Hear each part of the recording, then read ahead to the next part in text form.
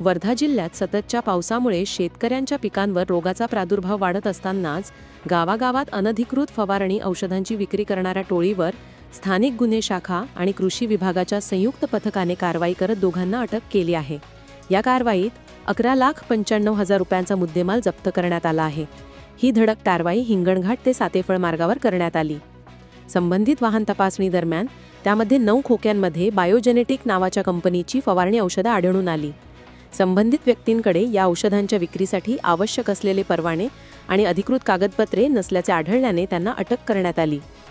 जप्त करण्यात आलेल्या औषधांची जिल्ह्यातील गावागावात विक्री होत असल्याची माहितीही उघड झाली आहे। राज्याबाहेरील दोघा संशयितांना ताब्यात घेऊन त्यांच्याकडून चौकशी सुरू आहे। शेतकऱ्यांनी अशा अनधिकृत औषधांपासून सावध राहावे आणि केवळ अधिकृत विक्रेत्यांकडूनच औषधे खरेदी करावीत असे आवाहन कृषी विभागातर्फे करण्यात आले आहे। Bureau report GK news Wardha.